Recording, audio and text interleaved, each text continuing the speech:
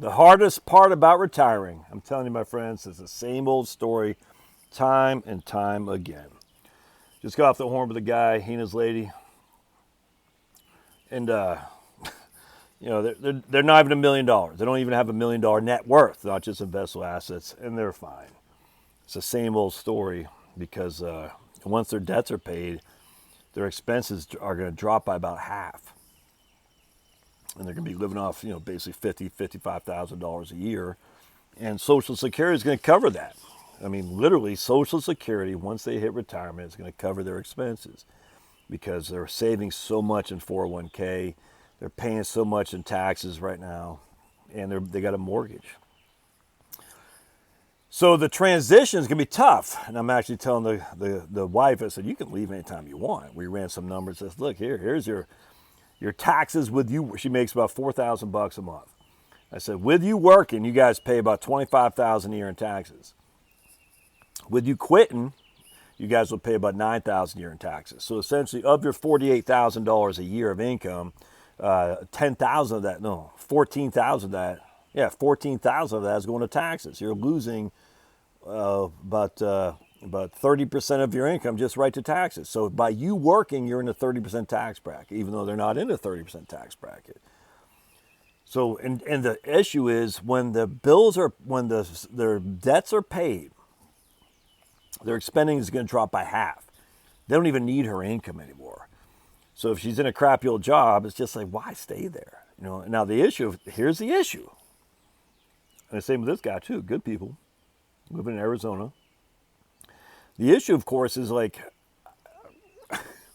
we've been saving money, we've been putting money, we've been squirreling money, we've been paying down debt, we've been doing this for years and years and years and years and years. To quit is freaking scary.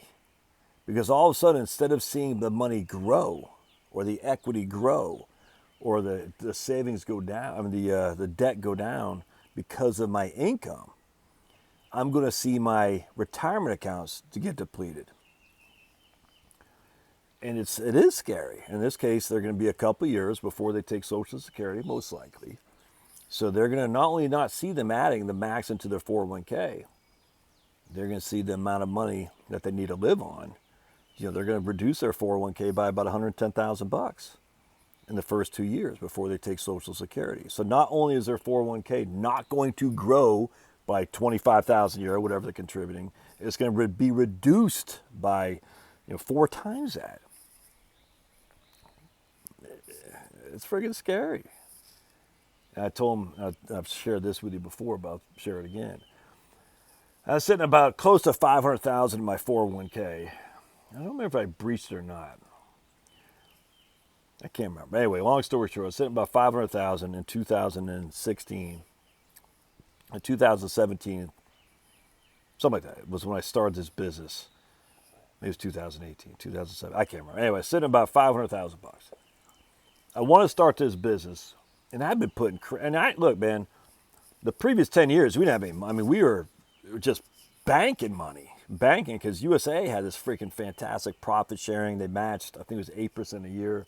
I was putting a bunch of money away in. I mean, my 401k is being added to like $50,000 a year or something like that, with a profit sharing to match and my own deferrals. It was nuts. And so we came to San Antonio, Texas in 2008 with basically 2 wooden nickels to rub together. I think we had about $10,000 in Roth, and that was it. A bunch of credit card debt. It was freaking scary. Finny! Anyway, so fast forward 10 years, I'm sitting on $500,000, man. It's crazy. $500,000.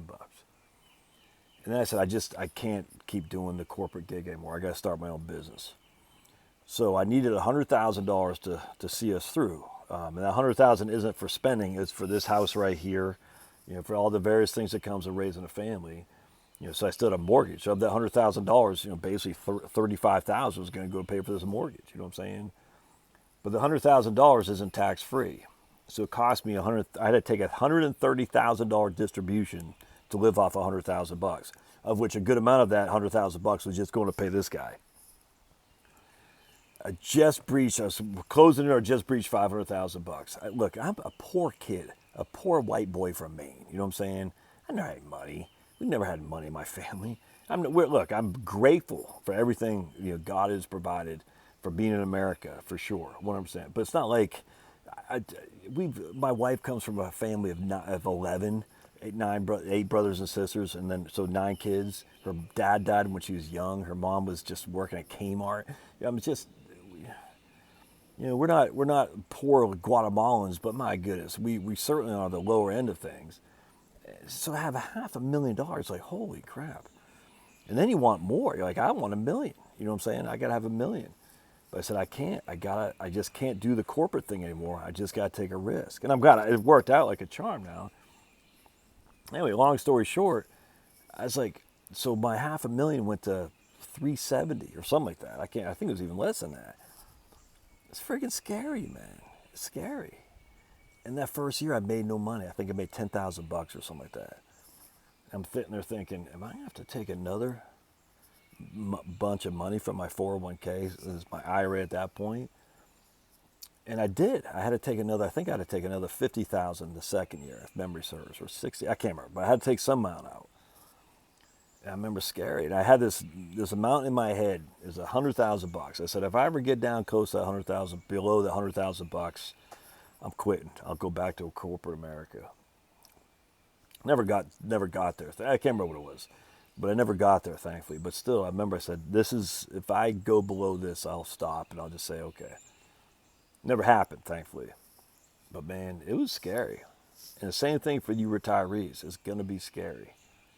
But I was talking to these guys today. I was like, look, dudes, your Social Security. Now, and again, I'm assuming their expenses are true.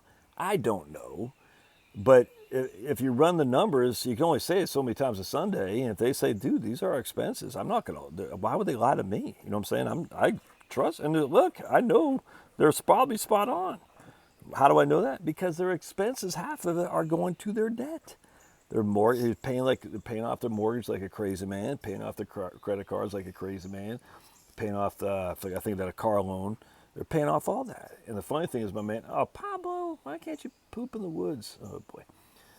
Let's see if y'all can see him. Can you see him? Taking a big old poopy Pablo. Anyway, so at the end of the day, I'm like, your expenses are going to be half of what they are right now once your debts are paid off. And now you're, basically, we'll just say you're living off $100,000 a year. Well, you got, 25,000 of savings, 25,000 of taxes, 25,000 in whatever it was, mortgage. You know what I'm saying? I mean, and I don't know whatever it is. I'm just using that for example.